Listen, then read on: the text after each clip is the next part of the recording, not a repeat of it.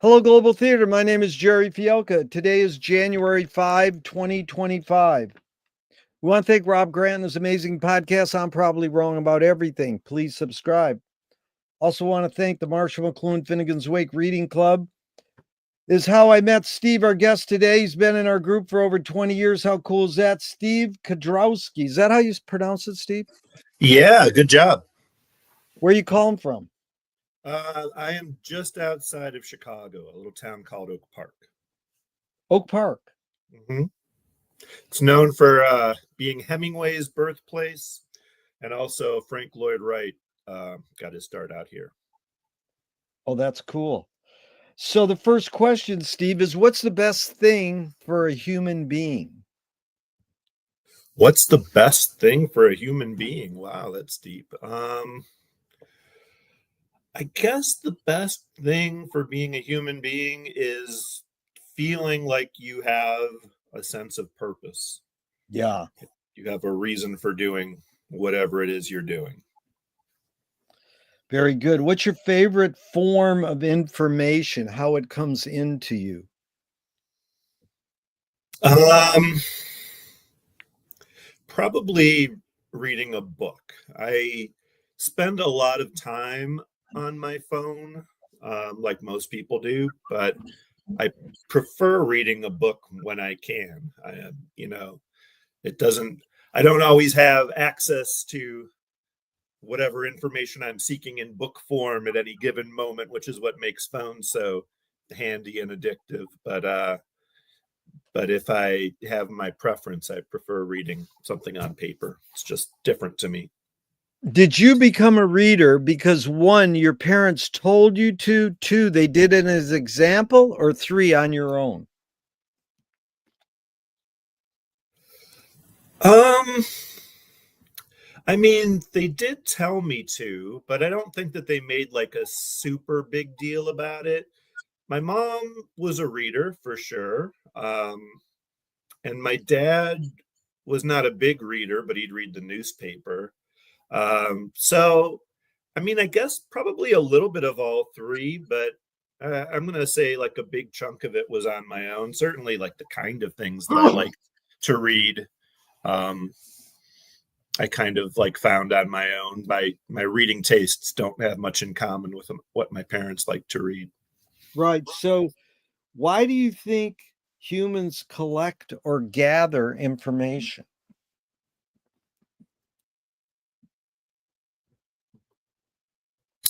Well, um, I, a lot of reasons. I mean, for one thing, oftentimes information is useful, but I think mostly they do it out of curiosity. Uh, Curiosity is probably like some sort of uh, you know natural instinct because information is sometimes useful that you know curiosity probably got selected for. But I think probably the reason at any given moment people seek and collect information is just because they're curious about it. Yeah, because that's you actually anticipated the next question, and you sort of answered it, but I'm going to ask it. Is this need or want to collect information more innate or more invented? um I mean, I think like most things, it probably started with some sort of use, like I mentioned, like an evolutionary use. And then it just kind of like went off on its own tangents. I mean, probably most information that people collect isn't very useful objectively, but if it makes you happy, then that's the use right there. Do thoughts create emotions?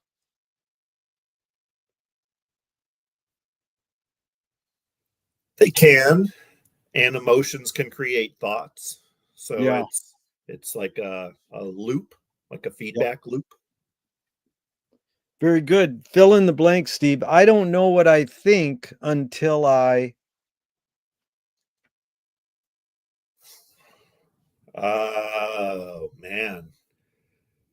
I never really know what I think. I Good don't know what answer. I think until I've thought about it, until I've tried it, until I've looked back on it, and it might be a different answer to what I think after all of those things. What I think is just constantly evolving. Yeah, it's really good. Can humans think without language? That's a really interesting question. Um, I've thought about that before. I've wondered about that. I don't think so. I don't think really in the same way. I Yeah. mean, animals probably have some sort of thoughts, like they anticipate things and they can imagine things to a certain extent. But I think that a lot of our thinking is shaped by language, and probably only made possible because of language. What do you think? Oh, well, it's amazing because I've been asking the question for 40 years, and so I get all kinds of answers. So I'm influenced by what people tell me.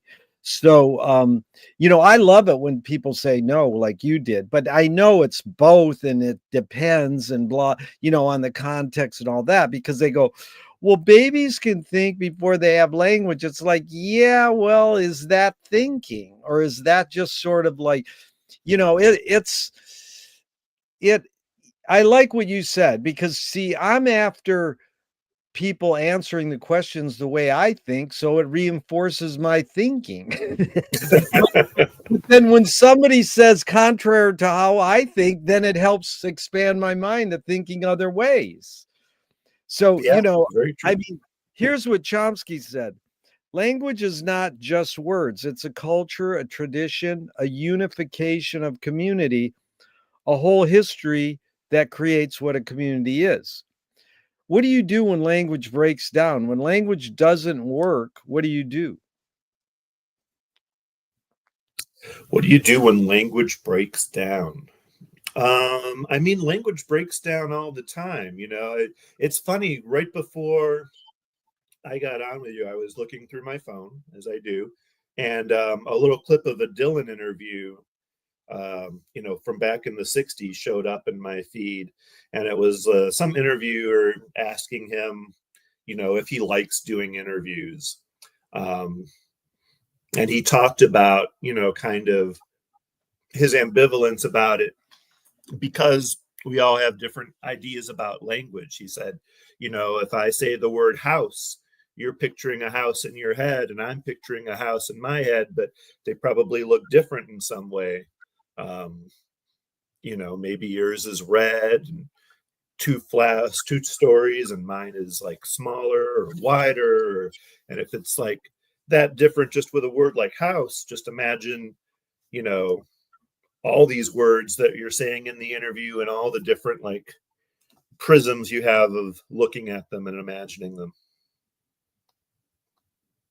But yeah, no, I agree. It's major in my mind because I saw the Dylan film the other day and been studying him for 50 years. And he's sort of evasive, and that's fine. But it's like if you're at the store and you're talking to the clerk and the language just sort of breaks down. What do you do? Well, what do you mean by breaking down at the store? Like as an example, what would that look Yeah, like? that's it. Like, or even with your family, your wife or kids, you're trying to say something and the words aren't working. Like if language doesn't work, and it's sort of like implying verbal language doesn't work, what can you do, or what do you do? I mean, I guess probably what most people do is just keep going at it from a different angle and Yeah, trying different ways of yeah. approaching it. And you never really totally get there. Like no one ever really can get inside your mind and know what it you really mean. And maybe you don't even really know what you mean. Like That's putting what a putting great things point. into words, like to Yeah, try to I satisfy always an repeat. answer or to do Yeah, something, no, but such you're a Such a good point, Steve, because Lily Tomlin says reality is just a collective hunch. So it's all like it's a collective hunch. We're sort of going along, going, yeah, we kind of know what these words mean, and so we try to get along. But are your observations of humans in general? Are we more feeling beings or more thinking beings?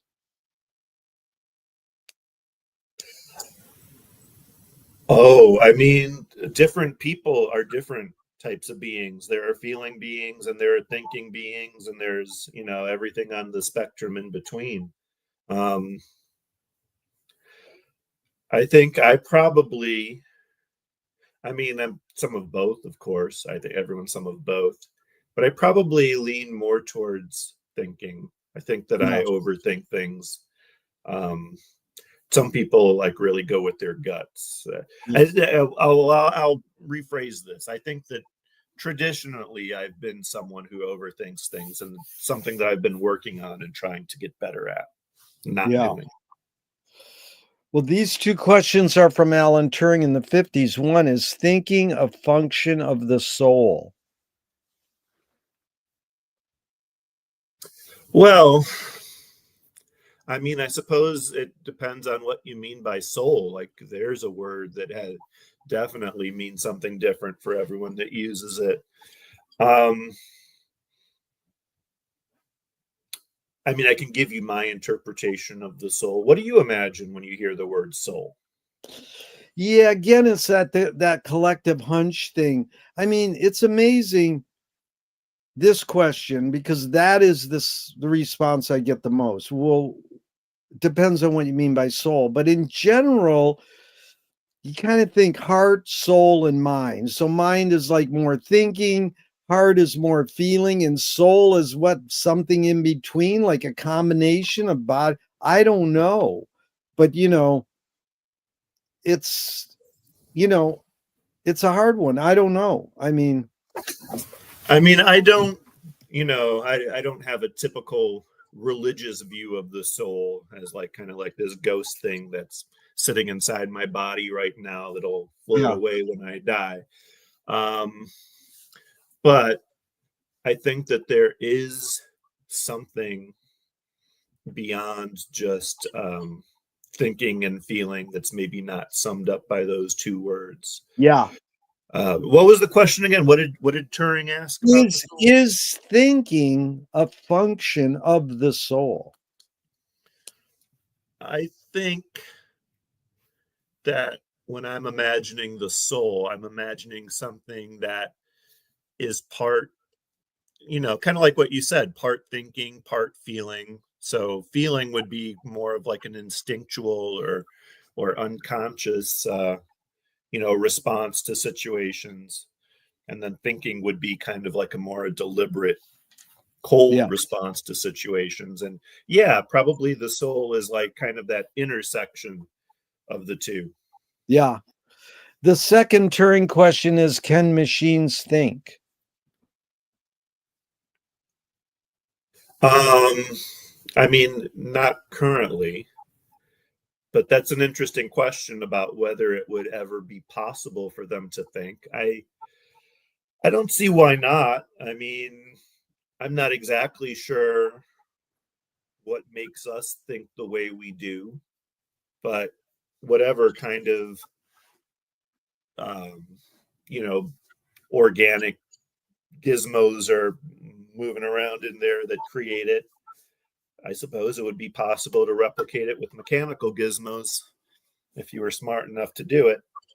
Dude, that's one of my favorite words. I love you reintroduced it to me. Gizmo. What a word. So, Steve, do you more pursue happiness or more pursue meaning? Um,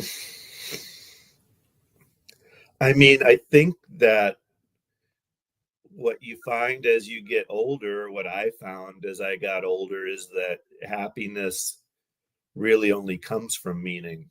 Like,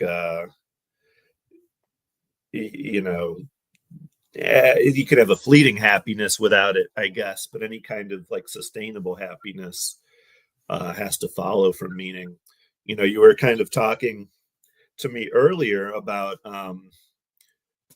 or, I had talked about working for a car magazine and how, like, I'm a teacher now and going from one of those careers to the other. And part of the thing, like when I was working on the car magazines, is it didn't really feel like it meant a whole lot. Like, I was a copy editor mostly. Sometimes I would do some writing or some managing editing, but a lot of what I was doing was copy editing.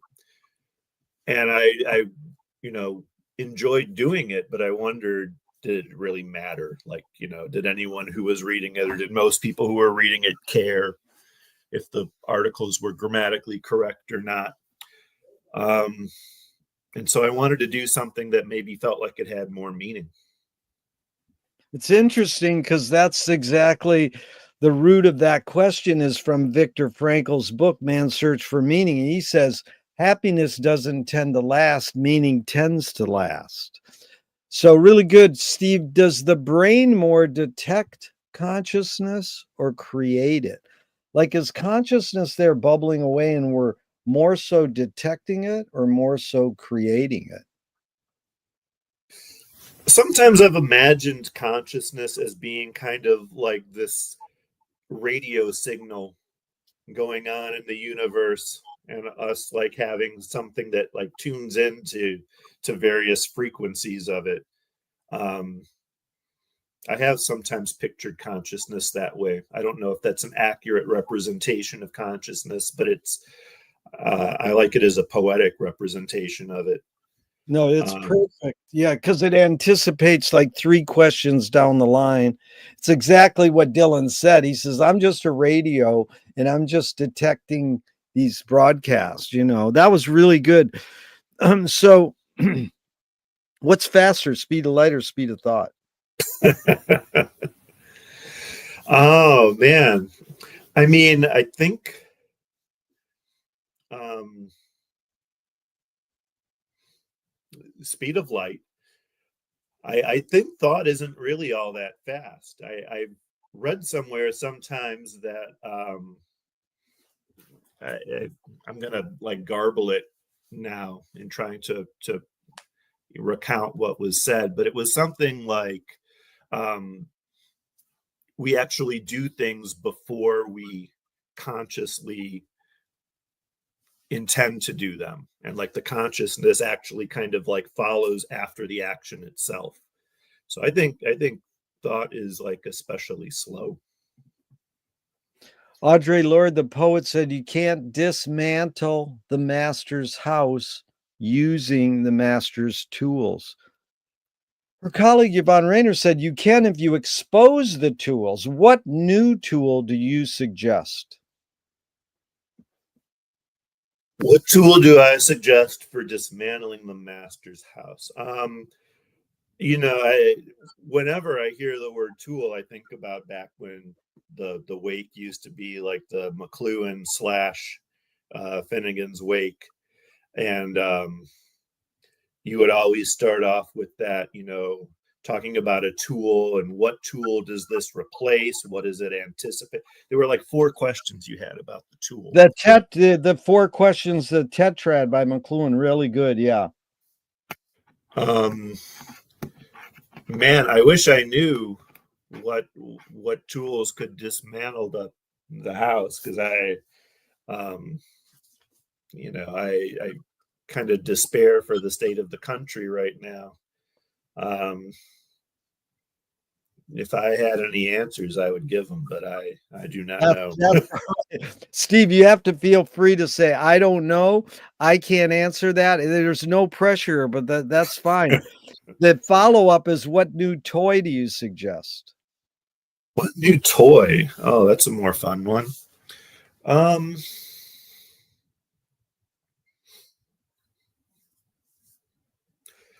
Man, when I was a kid, my favorite thing to do was this game I made up where I would like take sticks, and I'd like get a friend, and my friend and I would just throw sticks down the sidewalk, and it would have to land at least touching the sidewalk, but whoever stick went farthest won.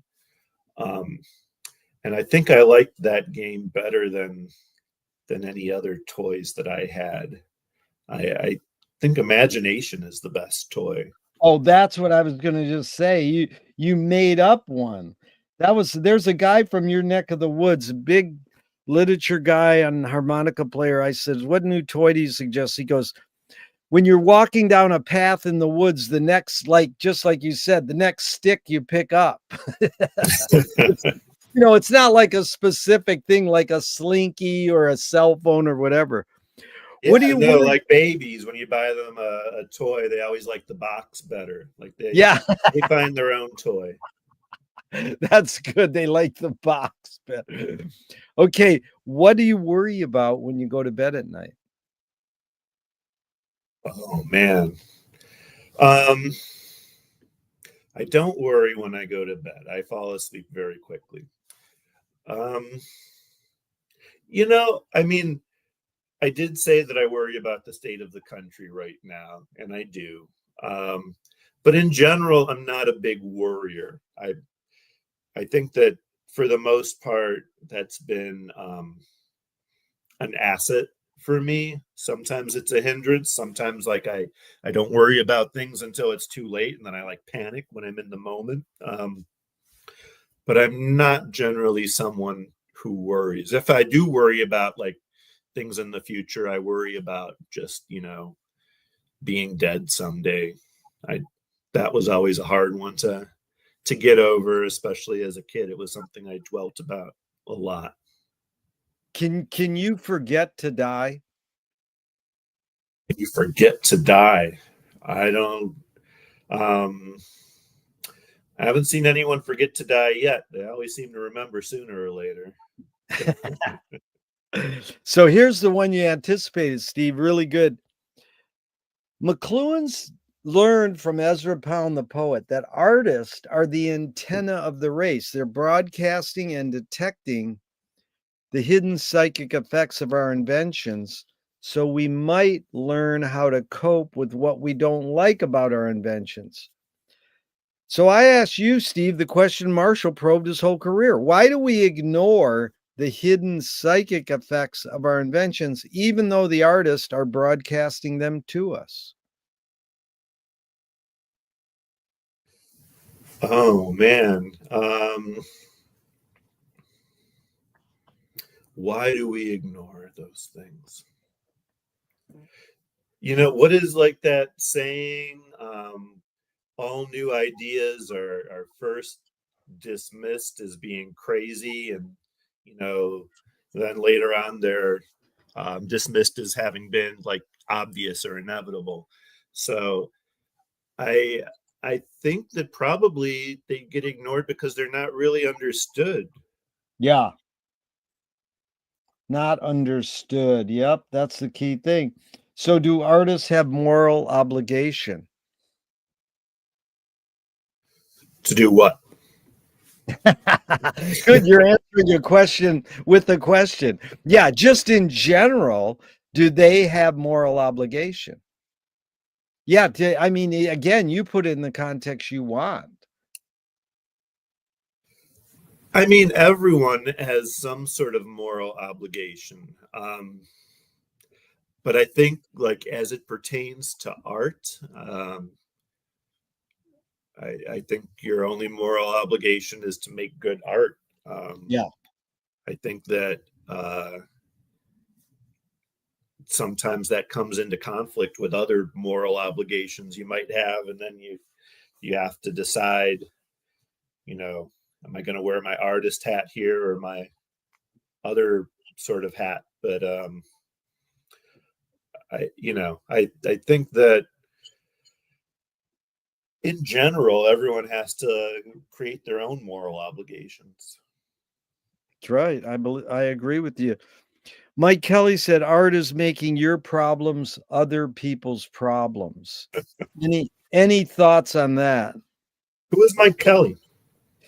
He's a Michigan born artist. He was my age, born in 53-ish, and really influential. Went to Cal Arts, did like Afghan soiled.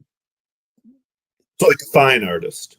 Oh yeah, he's a fine artist. Yeah, but his art is very disturbing in a lot of ways. But I mean, it's funny because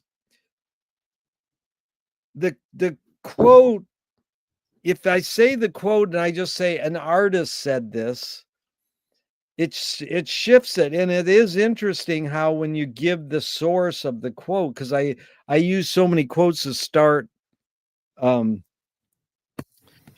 the questions, but he is someone you should look into. I mean, he was super influential, and sadly he committed suicide. I mean, but Yeah, he, no, I mean, I only asked because, like, I know most of the names that you've mentioned so far.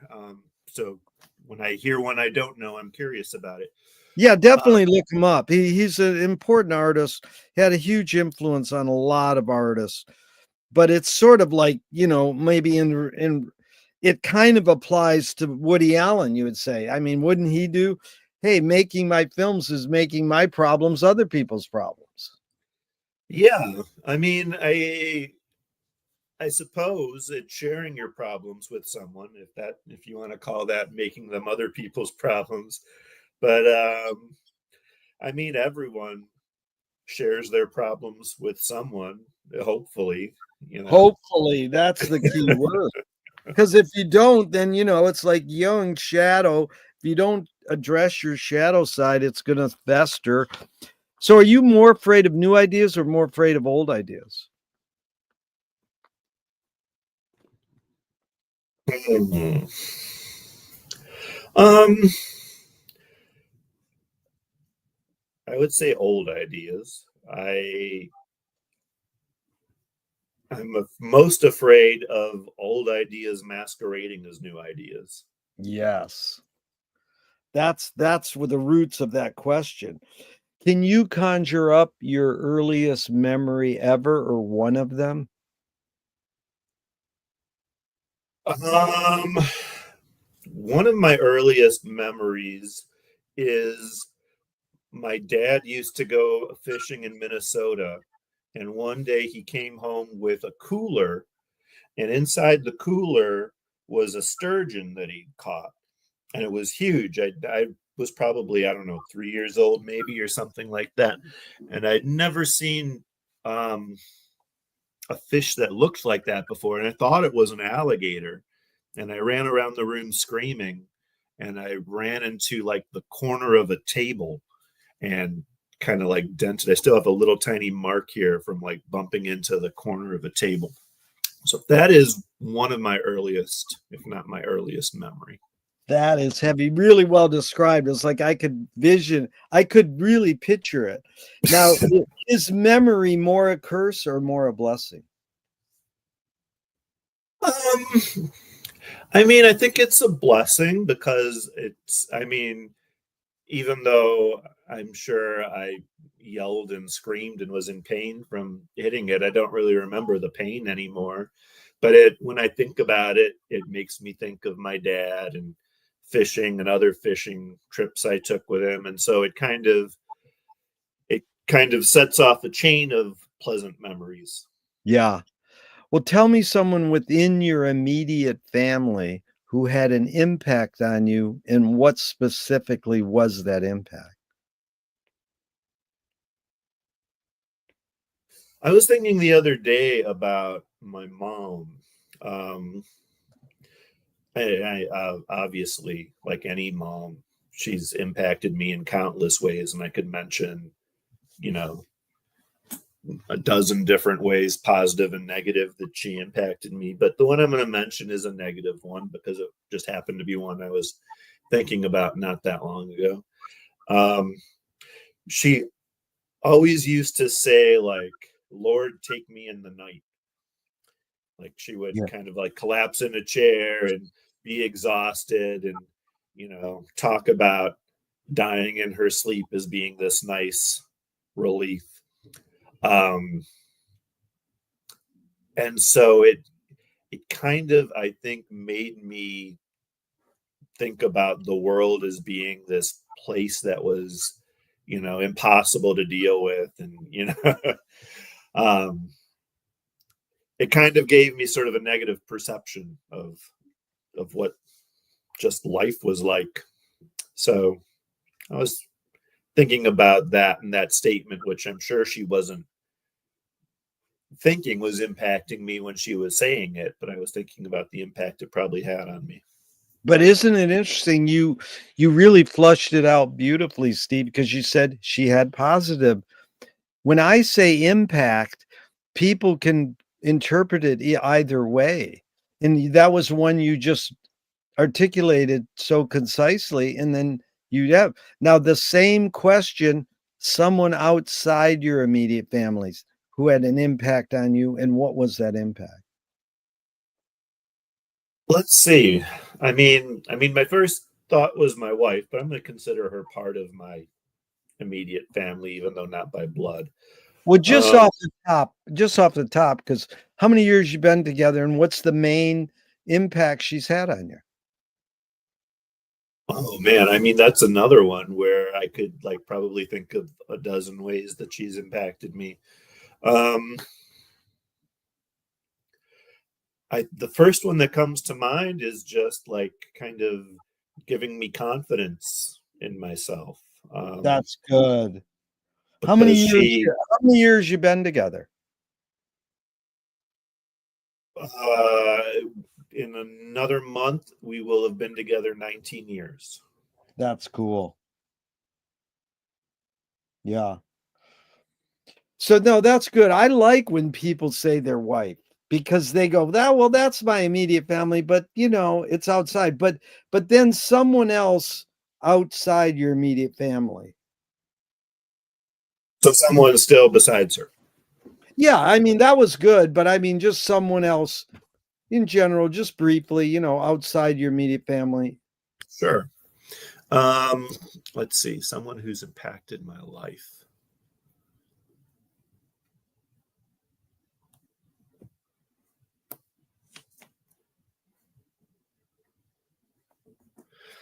Um, I mean, my friend Jeff is my best friend. And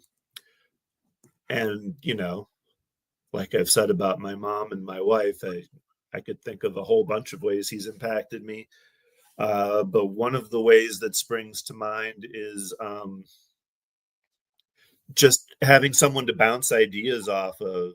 I met him when I was 17 or 18 or something like that, uh, just at the start of college, and still trying to figure out like who I was as a person. And then, he was too at that age. Um, and just, talking about things kind of the way you and I are doing now. Yeah. It's the sort of conversations that you don't really have as adults very often. But I'd had them a lot in college with, the handful of friends I was very close with. And like those kind of conversations helped me figure out who I was. It's really good. That's good. It's the longevity is important too, I think. Did your parents raise you a particular religion? Catholic, yeah. Me too, yeah. Polish Catholics, we got something in common. So do you pray? um, I don't currently, although I do still have this habit that my parents instilled of me when an ambulance drives by. I do a quick glory be to the Father and the Son and the Holy Spirit, as it was in the beginning, is now, and ever shall be, world without end. Amen. Kind of rattle that one off. That is good. But I Just the don't. I used to sound pray of all an the time, ambulance. like when I was a kid. But I don't. Dude, that's very Joycean and Wakeian. You hear the ambulance and then you go, hey, who knows if it helped the person in need? You can't. Why not? Even though I'm not Why Catholic, not? maybe Is that exactly. person is. I feel the same way. Why not? What's the problem? So if God, Steve, this is fun. Thank you. If God exists, what would you like God to say to you after you die? Oh man. I mean, I'd like an explanation about, what this was all about. I love that because you know what most people say. I mean, almost 95.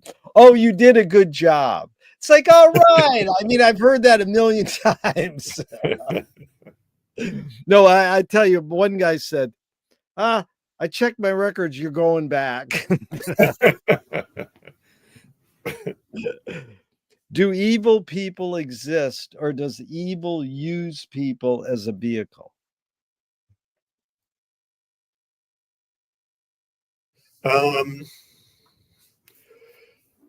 mean, no, I don't think I wouldn't describe people as evil, even though there are some people who have done such incredibly evil things that it's hard to separate the evil from the person. But I'm sure they must have had their redeeming qualities. Um, because I've known some people who have done some bad things and not been bad people. And so, if that's possible, then even those ones that we know about, that we just know the bad things about, I would imagine probably had their good sides too. Like, we don't like to think about that like that, because then I don't know, I think it frightens people into thinking that it humanizes evil and then it excuses evil in some way. And so Yeah. we like to think that they're just evil people, because then we can, you know, it lets us avoid a lot of unpleasant thoughts. Exactly. Everybody's capable of evil, but this is the follow-up. How do you advise someone to deal with an enemy? So a few thoughts.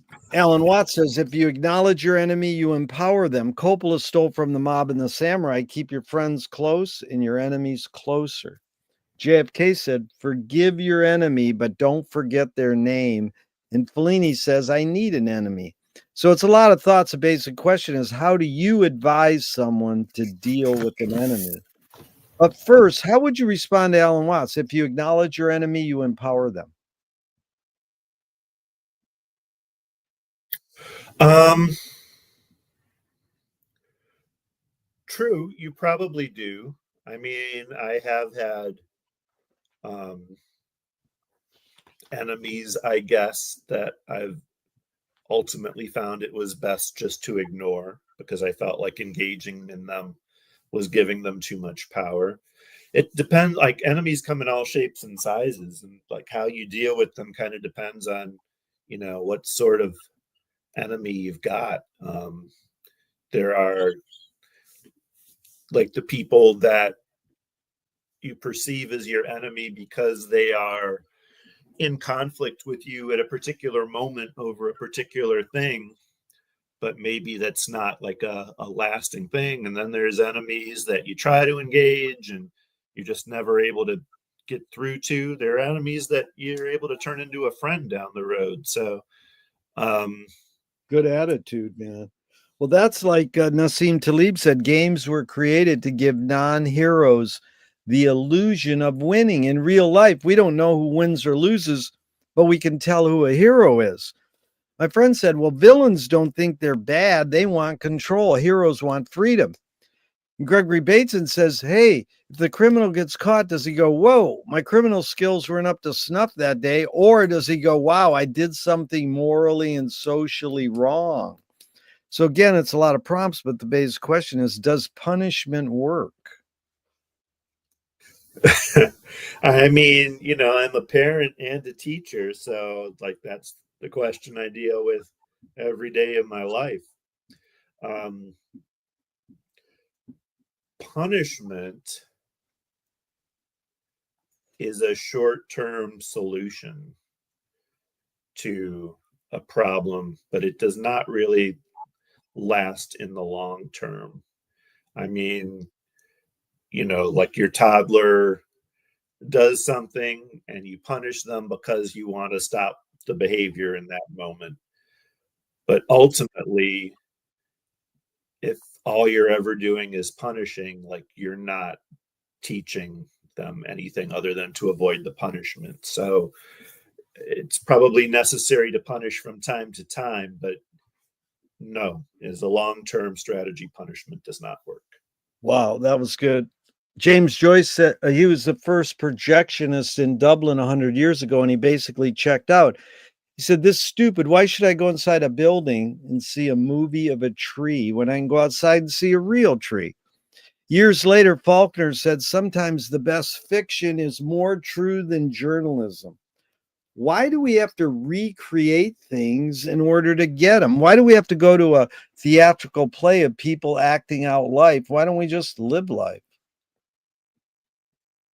I mean, it's funny when you said, why do I have to see a movie of a tree when I can just go out and look at a tree? Because so many people like think the opposite. Why do I have to go to New York when I've seen like so many movies of New York? Or why bother going to see the Mona Lisa when I can just look at a picture of it? Um, but yeah, I mean, those are two different things, experiencing something firsthand and experiencing something like a simulation of it. And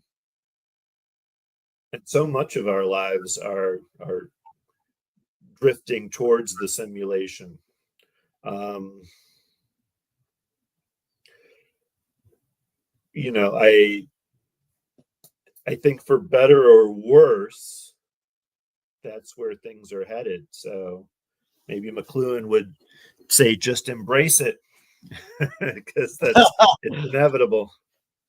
Well, he's old school. He's like us. He thinks books are where it's at, and he just is sort of saying, "Well, TV's taken over. We can't ignore it." And now, YouTube's taken over and cell phones. So he's just trying to say we should study how our tools shape us. But personally, he hated TV, and he didn't want people to know that because he wanted, you don't want to take a point of view. So, I mean, it is funny why we do this. But I mean, just walk us through, Steve, your um, sort of callings in life, being a writer and then being an educator. What was your tipping point? Because you said you studied psychology in college. Where's that tipping point where you go, "Oh, well, I can write and I want to do that," instead of like becoming a psychologist, maybe? Yeah. I mean, even as a teenager, like before college, I was very interested in writing and I used to do it a lot. Um, I didn't think that majoring in writing or in any sort of the arts was something that my parents would go along with.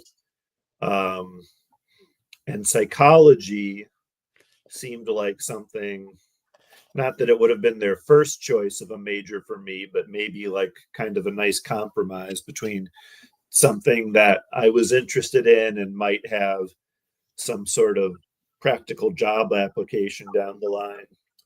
Um, but as I was studying psychology, um, I kind of questioned whether I really believed in it. As someone who was going through a lot of depression while I was in college and seeing psychologists and therapists as I was studying it, I kind of felt like they weren't being very helpful to me. Um, and it made me wonder if I could pursue that as a job if I wasn't really, finding it beneficial in my own life. So that kind of dissuaded me from psychology a little bit. Um, and then writing, I I took a class in college with T. Karagas and Boyle, who was like a pretty well-known writer who taught at USC, and that gave me like a lot of confidence. Like he liked my writing, and it was like one of these classes where you couldn't just sign up for it; you had to write something and submit it, and like he would, accept you or not accept you. Um, and so even just getting into the class was a big confidence boost for me, and then the fact that he liked my writing was a confidence boost too. And then after college, I took classes with a couple of other writers. There's a writer, John Recchi, who wrote City of Lights, that I took class with, and there was a writer, Amy Bender, who taught at UCLA that I took like an extension class with. So yeah, I guess that's what got me interested in writing. That's pretty good. Well, let's stay on that for a second. A screenwriting teacher told me great art is when you can clearly see the intention of the maker. Kubrick says the opposite. Great art is when you can clearly not see the intention of the maker. When you were writing, and even if you're currently writing, what role does intention play in your creative process?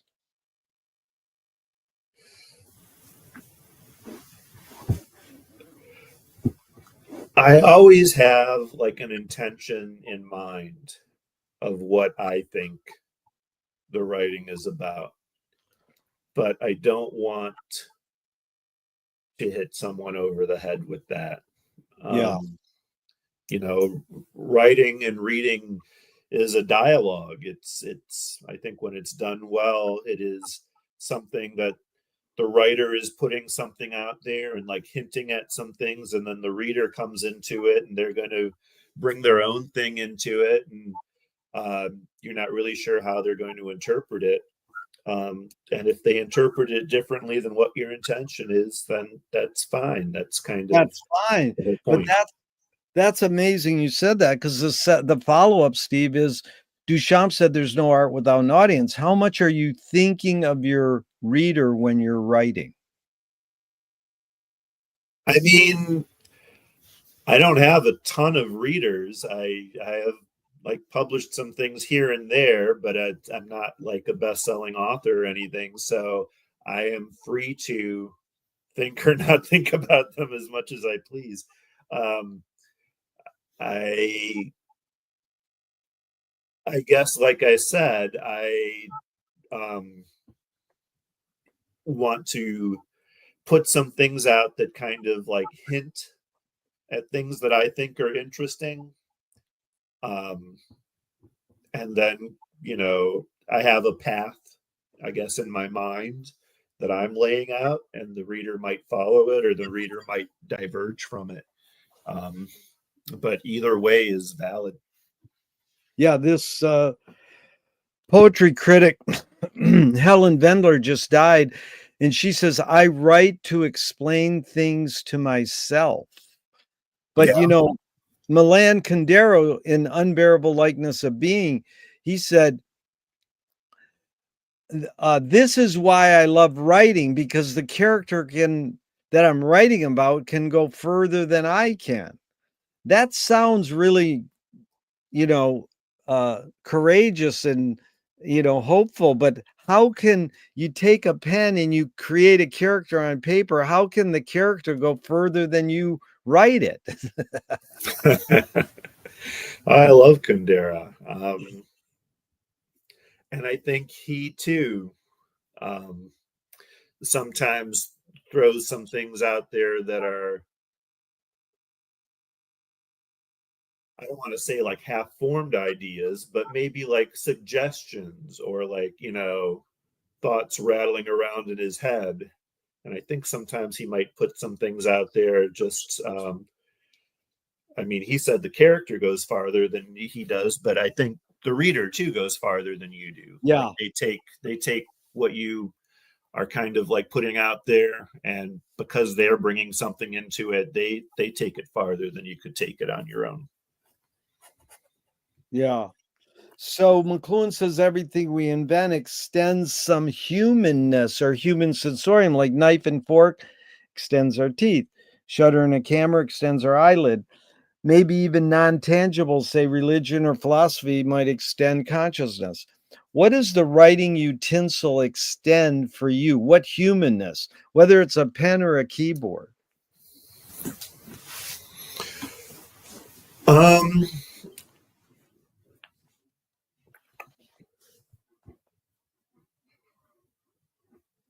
I think like you kind of touched on it earlier, something about writing teaches you about yourself. Um, usually when I'm writing, I start with an idea about something that is kind of interesting me about life. Like I listen to philosophy podcasts sometimes, and someone will mention something that's like an intriguing philosophical thought. And then I'll think about how that might apply to my life or to other people's lives. And then I'll think about how that might apply to some imaginary character's life. And I'll think about, um, maybe some extreme version of that. And maybe that's what Kundera was going at, with the character can take it farther than he does himself. Like you can take some things that are sort of apply to your life and you're like, well, what if this happened, or what if I was like this or like that, and you can kind of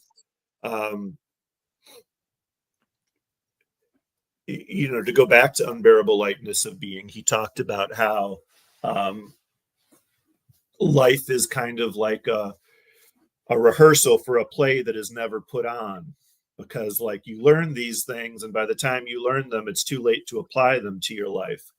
You've tried them and they've worked or they failed or whatever, but then by the time you've taken that lesson from it, the opportunity has passed and you moved on to something else. So maybe the characters are a way of having that kind of dress rehearsal for your life that life doesn't really let you have on its own. I love that. That's a great metaphor. It's a dress rehearsal. It extends the self in doing a dress rehearsal. So what's your history with Joyce, Steve? Did you start reading Joyce in high school or college because teachers were telling you, or did you pick up Joyce yourself? Kind of your through line of getting to the wake.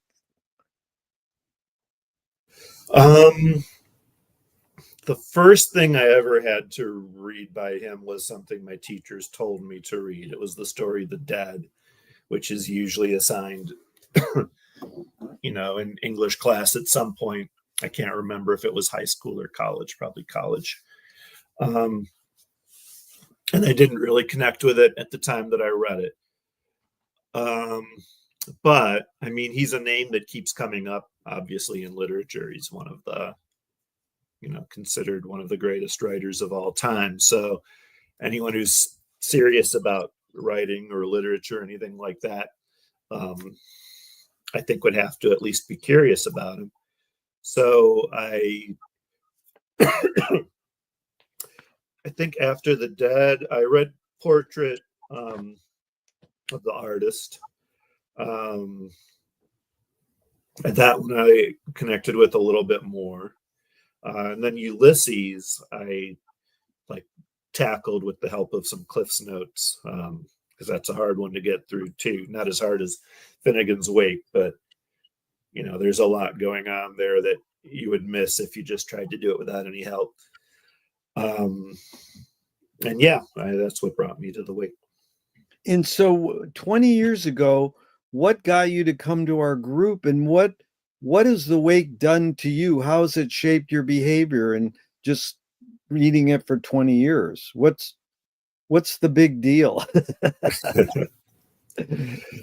Well, what brought me to the group, I think I mentioned this before, is I was doing a reading somewhere at a coffee shop and you were there, and like you mentioned to me afterwards about your group.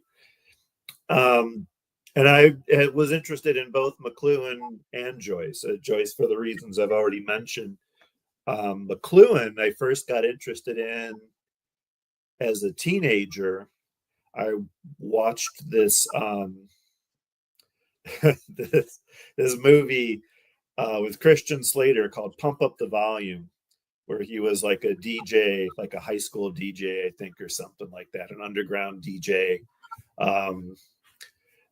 And he had like all these books that were spread out. I remember like looking at the books spread out in front of him. And I remember like Huxley's The Doors of Perception was in there.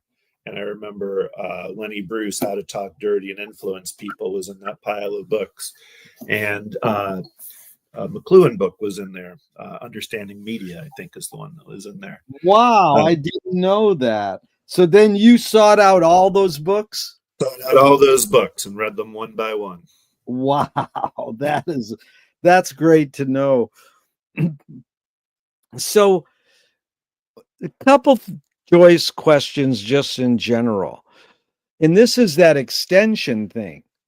He says in Portrait, I will try to express myself in some mode of life or art as freely as I can and as wholly as I can, using for my defense the only arms I allow myself to use: silence, exile, and cunning. So that's almost like he got that from Whitman. You know, your inventions extend your humanness. What do you think he's touching on, or how do those words resonate with you? Silence, exile, and cunning. What did he say those things did? Silence, those were his defenses against? He says, I will express myself. That's back to your thing about, self. I will express myself in some mode of life or art as freely as I can and as wholly as I can, using for my defense the only arms I allow myself to use: silence, exile, and cunning.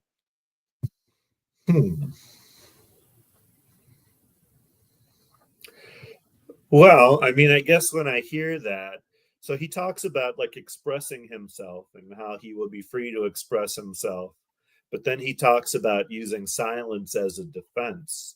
Yeah. So I guess what that brings to mind is just like the vulnerability that comes with expressing yourself and putting yourself out there. And, it is a vulnerable thing to make something and put it out into the world. And so silence, would be the opposite of that. That's probably the defense that most people retreat into. Yeah. How about exile and cunning? Any thoughts on those two? Exile and cunning. I wonder what he means by exile. If he means like literally, physically going out somewhere away from people, or if he means just emotionally doing that, like removing yourself. What do you think he means by that? Yeah, that's heavy, because I mean most people go exile because he said I got to get out of Dublin, and then all he does is write about Dublin. And writes about it. So it's like what somebody said, the reason McLuhan was so good for Americans because he was one step removed. He was not an American, he was a Canadian, but he went and taught in St. Louis, and went and studied in England. But then that was good because that's another way of thinking. It could have been exiling himself emotionally. Then what about cunning? Any thoughts on that word?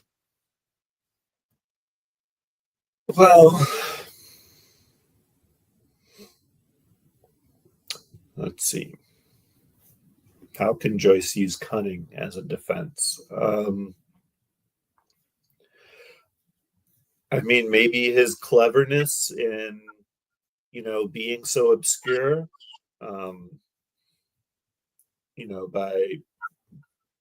by making what you say difficult or inaccessible. In some ways, that can be a defense too. Yeah.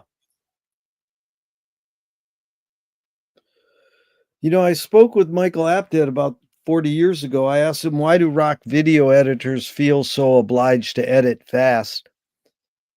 And most people don't know Abel Gance invented rapid montage in 1922, but it really flourished in the 80s with MTV, to the point where Marty Scorsese says, hey, I cut my films faster because of MTV.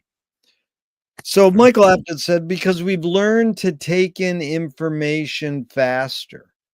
I'm curious. I asked this question with the bias. Can we literally learn to take in information faster, or are we just brainwashed to believe we can? I mean, yes, you can take in information faster, but you don't experience it the same way, I don't think. But I mean, maybe that's not all for the bad. I think that usually older generations look at whatever the newest generation is and think that they're moving too fast or, you know, doing something wrong. Um, I make an effort to try to put my biases aside as far as that goes and, you know, understand what it is about whatever the current pop culture trends are that might appeal to the new generation. It's interesting that you asked that about Michael Apted, the guy who made the 7 Up and 14 Up. Yeah. Apted, Yeah. Yep. because he strikes me as a very deliberately paced filmmaker. Like I Yeah. I only know him from those movies, but certainly not like a fast paced MTV generation kind of guy. Was you asking him that? Like, It was wondering because what as he thought of it? actually he was at Vidiot's showing a documentary he made on a Russian rock star. And it really was when MTV was breaking, there was a lot of fast editing. And I'm from the experimental film world, and we've had flicker frame, rapid montage used a lot over the years, but now it's more. I mean, really, Steve, the hidden question is it literally possible to multitask? Um, well, you like I said, you don't get the same experience out of something that you are giving half your attention to that you do out of something that you are taking in slowly. I mean, the one of the things I like so much about the Finnegan's Wake reading group is just how slow and deliberate it is, like poring over, you know, a page of text for 2 hours is like the opposite of the way that I take in any other kind of information, even in my own reading. Um, I don't read things as slowly and deliberately as I'd like because I don't have time and there's so much stuff to read. So it's a luxury to be able to, I mean, it's a text that rewards it too, but it's a luxury just to be able to take any text and really pour over it um, that slowly and thoughtfully and find like every little crumb of meaning that might be hidden in there. Every little syllable. That's amazing because we started a splinter wake group because the Sweeney's canceled too because of the holiday. And we were like, a couple of us like, we're too addicted because in Sweeney's, you should attend sometime, or our splinter group is you read the wake for 1 hour. So everybody reads a third to a full or 2 pages. And then there's no one page limit. We go 5, 6, 7 pages.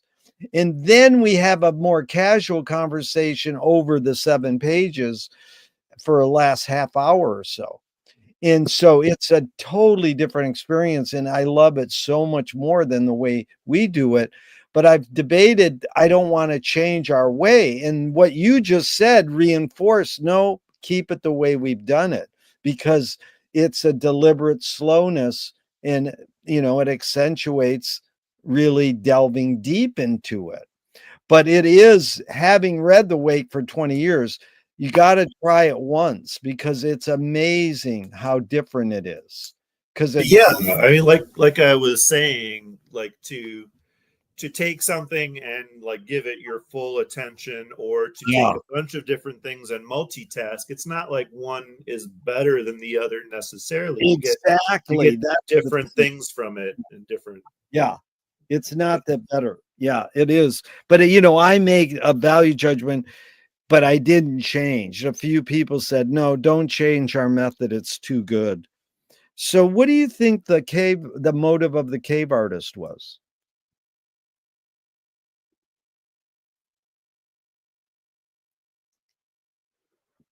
Um, The motive of the cave artist. Well, I mean, there seems to be some kind of like, I mean, even toddlers will take something and they'll make a mark with it and they'll want to see, like, what their mark looks like. There is a curiosity about sculpting your world in some way, like taking some piece of it and changing it, and then looking at this thing that you've changed. That to go back to your question about if it's possible to think without language, even without being able to have the language to put those impulses into words, it's still, like, I think, a gratifying impulse. Yeah. And then, maybe that's like the putting the cart before the horse. Like, we have that impulse, and then as we have language that shapes the way we think, we have to, like, rationalize that impulse and, like, expand upon it, and try to, like, give some kind of intellectual meaning to what that just instinctual feeling is. I love that word impulse, and instinct is great because McLuhan loves to quote, the Balinese have no word for art. They do everything as well as they can. Yeah, that's nice. What's more important, conviction or compromise? I mean, as a kid, I would have said conviction. I think that part of growing up is realizing that not all compromise is bad. Um,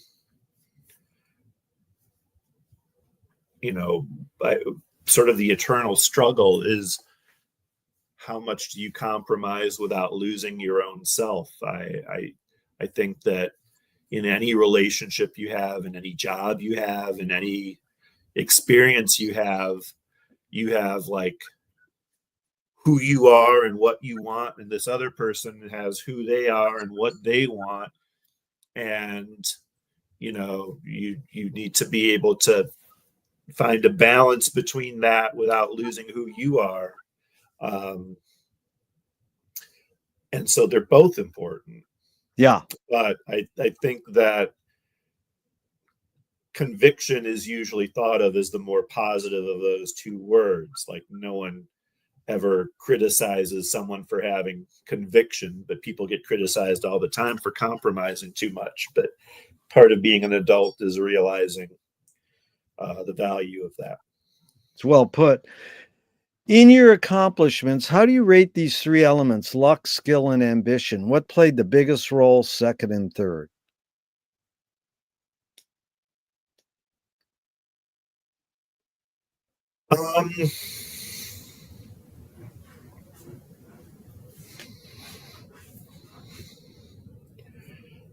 I think the biggest role in any success, to whatever I've been successful in, and probably anybody else has ever been successful in, is ambition. But I think I would rephrase the word ambition. Makes it sound like you want to take over the world or something. Yeah. Persistence, I would use instead Yeah. of ambition. I think that just, not giving up and not quitting and keeping at something is the most important thing. Amazing, Steve. Here's the three words. Some people go, I don't like your three choices. I like better persistence, destiny, purpose, necessity. So, I just found those three. So I like that you switch it. T.S. Eliot said poetry is outing your inner dialogue. What language is your inner dialogue in?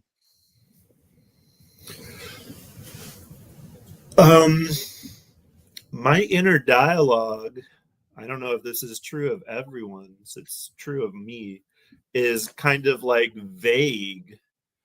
Oh, I love that. My inner dialogue is, it's almost like remembering a dream. Like, bits and parts of it, and yeah, like I said, I think that writing is kind of, making it more concrete, going back to, what Kundera was saying about Yeah. extending it. I think part of writing is taking some of those vague things that you're unsure about in your head and um, trying to flesh them out and understand them. That Um, is so good. Flesh him out because my friend, who's been a friend for years, when I first met him, he wanted to enter my film festival, and I said, "Well, are you a filmmaker?" And he goes, "Vaguely." I said, "I says vaguely. That's the kind we're looking for, you know."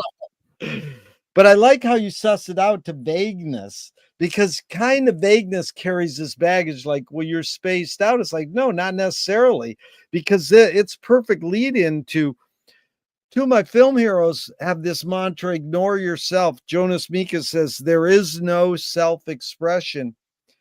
And Cecil Taylor, great jazz pianist, says, I'm just a vehicle and this stuff just comes through me. Is art making, writing, music, whatever, more a vehicle? No, more self expression or more a vehicle for whatever technologies, cultures, and environments are dominant? um, to bring Dylan back into it, there's also a clip um, that has been popping up on my social media like news feeds quite a bit of him talking to, I think, Ed Bradley from 60 Minutes, and talking about how um, some of his most classic songs, uh, he can't even explain how he came up with them. There was like a magic to it or something like that. I forget exactly what words he Yeah. used. um, I think that I like how you said a vehicle for culture and everything, because Well, thanks for nobody listens closely, Steve. So because when you say vehicle, it's like Dante says, I pray to the muse to help me. So, that word vehicle can be a little deceiving. Like, oh, yeah, people go, I hate these people who say they're vehicles. But then for what? Well, I used to only say dominant technology. Like, that's more of a clue-and-s. Like, you live by, like James Brown's drummer says, where'd you get your funk rhythms from? He goes, I lived in Ohio, and one side of my house had a train track and the other side had a factory. So it's like, pss, you know, so he was a vehicle for the technology that was even Ginger Baker, Cream's drummer, says, where'd you get your sound from? He says, I was in London when they were bombing.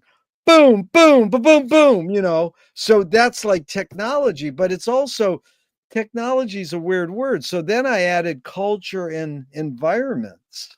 So it's really widespread, whether it is, I mean, it's a stupid question because is that more self expression or more a vehicle for culture? That's what yeah, I'm. well, I mean, I think that all art that ends up like connecting with people is having like a dialogue with culture in some ways. Yeah. Like um, the stuff that's purely self-expression usually ends up being like outsider art, like Henry Yeah. Darger or something, like locking himself away in his room and just doing like thousands of pages about whatever weird little fantasies are going through his head.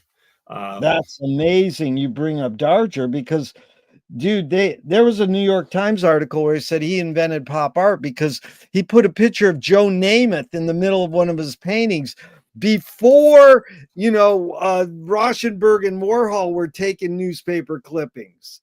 So it's like, yeah, Darger did it. So, what was his that, it's funny to think that you're saying that the outsider artists are expression and not so much culture vehicles. That's really amazing. It really shifted my thinking there. Yeah. There's a museum in Chicago called the Museum of Outsider Art, and they have a lot of stuff like that in the big like Darger exhibit there too. I love Darger. I've studied him forever. But that was good. But really, Steve, the hidden question is, can art making be egoless? Um, so I mean, do you mean ego the way people sometimes mean it, like conceited, or ego just like in a Freudian sense, like the self, or how do you mean ego? It's a complicated word, not the egotistical, like without self so much involved. I mean, when I say is it more self-expression or more vehicle? Well, of course it's both, but I'm trying to get people to say, well, it's a little more vehicle, but then the hidden question is, can you make art egolessly? You know, yeah, not egotistical, the other more Freudian, yeah. Yeah. Can you make art without putting any of yourself into it? I mean, that's what AI is trying to do, right? Like just like generate some sort of music or image or something without having any kind of, individual input into it. Um, Yeah. I think any art that I connect with has some ego in it. I can't Yeah. really think of an example that doesn't. Well, tell me one major element of your sort of philosophical thinking, your Steveness that stayed the same and one major element that's changed. Oh, wow. Um, I sometimes wonder about that, like, how much, um, how similar I am and how different I am from the person I used to be. They say, like, every atom in your body is changed after like 7 years or something. Like you've shed all your old skin and grown grown new cells and everything, and physically you are a completely different person every 7 years than you were before that. um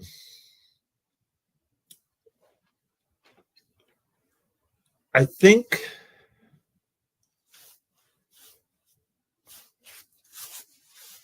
things that have been pretty consistent in like my interests are kind of like in high school I got interested in punk rock. um and that kind of do it yourself, rough, um not polished, um just kind of you know pick up an instrument or a tool and try to do like the best you can with it. Like that has stayed pretty consistent as far as like the things that interest me the most or the things that I connect with the most. um I think, like, to go back to that idea of conviction and compromise, I've learned a lot about compromise as I've gotten older. Like, as a teenager, I would have been, I think I was interested in punk, like, to the exclusion of all other music. And I was very, like, vehemently atheist and all this other, I was kind of like narrow. Part of, I guess, being a teenager is, you know, you're just figuring out who you are, and then once you figure out who you are, you're like defending it fiercely against anything that might be foreign or different, um, because you've just kind of like come to that determination about who you're supposed to be. And then I think part of like growing up is opening yourself up to other ideas, and considering other points of view and expanding that kind of narrow definition about what art is okay. um, I I posted on Facebook something that Nick Cave had posted. I reposted it. um, he was responding to someone who asked him about like cynicism, and he talked about, Nick Cave, I think, had 2 children who died. um, and his last album, Wild God, was about dealing with that tragedy. And he talked about how, like, in his younger, birthday party days, he was very cynical and very dismissive of people and contemptuous of people, and that he had to go through this tragedy to realize, how destructive that impulse is, and how much hopefulness is like the more courageous way of looking at life. Because cynicism, he said, requires nothing of you, and hopefulness like requires a lot of you. And he said something else. He said that every small thing you do, whether it's like sharing a story with your child or just helping them tie their shoe, is like a statement to the universe that, the world has value, and that it's worth defending. Yeah. Wow, you anticipated this question, but what I wanted to ask you was that was good, Steve. Moshe Feldenkrais works with healing and movement. He says it's literally possible to identify a weakness and incorporate it to become a strength rather than we're normally taught to overcome a weakness. Tell me a weakness you turned into a strength.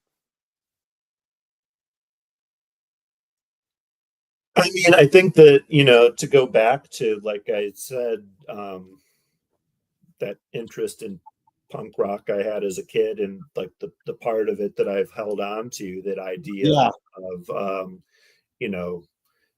the roughness of something not having to be perfect, like that. That's really just taking your weakness, whatever limitations you have as an artist, and just saying, okay, well, that's part of my strength, because my Yeah. limitations are what, makes what I'm doing unique. The fact that I might be unsure of myself, or that I might not be perfect, is what gives individuality to what I'm doing. It's good. That's actually, let's, there's a line that goes, you create what you resist. Bob Goldthwait morphed it into, you are what you hate. James Joyce said, it's a curious thing how your mind is super saturated with the religion in which you say you disbelieve. And Louis Buñuel said, thank God I'm an atheist. So, I mean, is that sort of what you're talking about? I'm not saying you, but what's your thoughts on this line? You create what you resist, or one creates what one resists. Any thoughts on that? Um, you went through a lot of quotes, like very rapid fire there, that I think I might need to dwell on a little bit more. So, like, can you give me just Well, a it's couple sort of of those quotes? like Bo Zappa and Louis Buñuel are obsessed with religion in all their songs, but they're kind of dissing them. I mean, Fellini, all these great artists kind of use what they hate for the essence of their art. So it's sort of like you create what you resist. I mean, I don't know if it's true or not. Is it their way of dealing with it? Like, you're raised a Roman Catholic and then you spend, half your life, dissing the church, in other words, or combating it. Like Joyce saying, it's a curious thing how your mind is super saturated with the religion in which you say you disbelieve. Well, if you disbelieve it, then why are you saturated in it? Yeah, I mean, I think it goes back to what you were saying earlier in the interview about, like, how do you deal with your enemies? Can you Exactly. engage with them, and does that give them power if you engage with them? Perfect Um, parallel. Perfect parallel. It's Alan Watts. If you acknowledge your enemy, you empower them. yeah, I mean, I think some people, um, like you said, someone said that they need an enemy or something like that. Yeah, Is that Fellini? Fellini says, I need an enemy. Yeah, some people are like that. Trump is like that, like Yeah. he needs to create an enemy because that, kind of gives him a purpose or a rationale behind what he's doing. And I think a lot of people are like that, are kind of defined by their enemies or by whatever it is they're against. I mean, that's one way of dealing with it for sure. It's funny because, the American Indian, the indigenous say your enemy's your best teacher. And Whitman says, I no doubt deserve my enemies. Hey, dude, we don't deserve Trump. Sorry. But somehow we got him. Well, we're whittling out of time here. A few more and we're out of here. It's really been fun, Steve.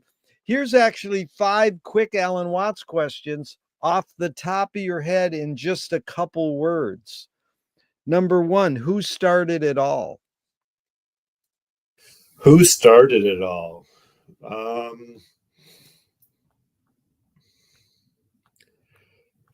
For me, maybe Stephen King, because I think about like so many of the names of the artists and writers that we're talking about. And I remember as a teenager reading his book Danse Macabre, because that's a nonfiction book of his, but I loved his fiction at the time. And in that book he mentioned David Lynch and H.P. Lovecraft, and I think he probably even mentioned Joyce. I'm not sure, but I feel like he might have. I got to check that book because I have looked at his book on writing and was really impressed. Okay, the second Alan Watts is, are we going to make it? Are we going to make it? Oh, man. I like to think so. I mean, I mentioned a few times about despairing for the state of the country and the world, and I am concerned for sure. But ultimately, you've got to hope for the best, because what other option do you have? And every generation has faced what have seemed like insurmountable challenges, and somehow the world is still here and still ticking. So I like to feel that, yes, we're going to make it. Number 3, where do we put it? That was like that's a Stephen Wright quote. You can't have it all. Where would you put it? Dude, I met him on the boardwalk one day and I just went up to him on my bike and I says, "What'd you grow up reading?" And he goes, Kurt Vonnegut. I goes, that makes sense. Very good. Okay, 4th. Yeah, big similarity between them. Love them. 4th, Alan Watts. Who's cleaning it up? Who's cleaning it up? I mean, our children, I guess. Unfortunately, that seems like what's going to happen. Hopefully they're cleaning it up. They'll be left with the mess. 5, is it serious? I mean, I think that the trick of life is not to take it too seriously, even though it is serious. Yes, it's serious, but you can't take it that way. Really good. Steve, how do you find peace of mind?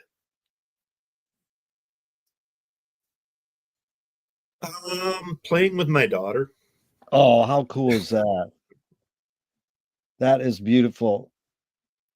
If you were walking down the street today and you met yourself as a 12-year-old, what would you say to your 12-year-old self? Nothing. I wouldn't listen to myself. So I wouldn't even bother. I would just. I like that. I never get that answer. Everybody says, "Oh, everything will be okay," or blah, blah, blah. That was really good. I like that. What's a question that remains unresolved for you?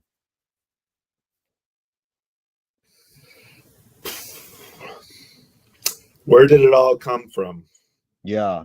Is my question. Ultimately, the thing about like wondering, is there a God or not a God, or an afterlife or no afterlife, is like trying to imagine, well, if there's not a God, then where did we come from? How could something just come from nothing? But if there was a God or something, like, where would that come from? Like, the whole idea that somehow something had to come from nothing at some point baffles me, and I just can't wrap my head around it. Yeah. It's a great question. Where did it all come from? So, if you were in a vat of vomit up to your neck and someone threw a bag of shit at your face, what would you do? Oh man, that sounds like the next 4 years in a nutshell.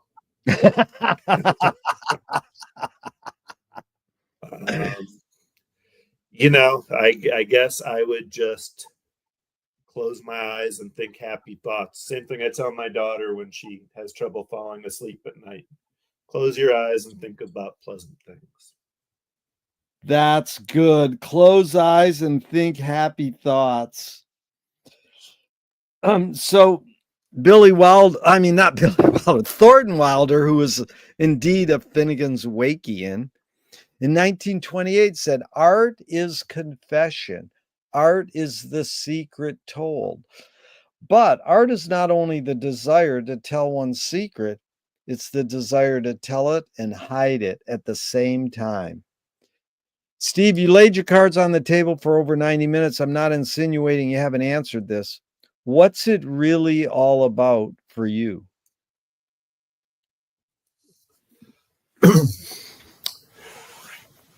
What's it all about? I mean,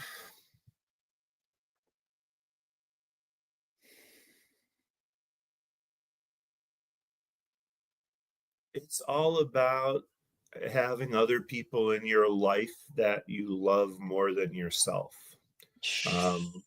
Because ultimately, anything that you do just for you is kind of empty and hollow. Um, and it's only about, being able to do things for other people that kind of give life that meaning. Wow, that was beautiful. What gives you the most optimism? Um,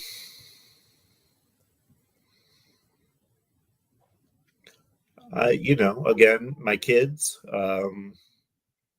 I they're great kids, and um, I'm sure there are other great kids like them out there that I just don't know as well. And as long as there are great people out there, there's always hope. How old are your children? My daughter is 6 and my son is 19. Wow. Well, I'll tell you, this has been amazing time, Steve, because the first question I ask is what's the best thing for a human being? And you talked about purpose, and Wilhelm Reich said the best thing for a human being is another human being. And so then the last question is what gives you the most optimism? That's what they asked Groucho Marx at the end of his life. And he said, other people. So the way you said this to the Wilder quote about secrets, having other, you know, loving other people, no, having other people you love more than yourself. It's sort of like you summarize that closing, how I close all my podcasts was saying, Wilhelm Reich says the best thing for a human being is another human being. And Groucho Marx, who spent his life cutting down other people, making fun of them, was saying, what gives you the most optimism? Other people. Most people do say that. What gives you the most optimism? They say youth, younger people. And but just this thing of, you know, having other people in your life that you can love more than yourself, that's pretty amazing. That's Also, the guy, he was homeless in Venice for a while, but he was sort of a proto hippie beat. His name was Eden Abe, and he wrote a song called Nature Boy. You've probably heard it. Everybody's done it. Nat King Cole made it a hit. And the line in the song goes, the greatest thing you'll ever learn is to love and be loved in return. But that's pretty amazing what you said there, having other people you love more than yourself. I really appreciate that line. Yeah, I mean, I think that that's what you kind of learn in life, is that that's what it's all about. Yeah. Well, thanks a lot, Steve. It's really been enlightening. I learned a lot, and I appreciate your time and energy, and I appreciate you hanging in there with the wake for 20 years, man. Yeah, can't wait for the next 20. It's this Tuesday.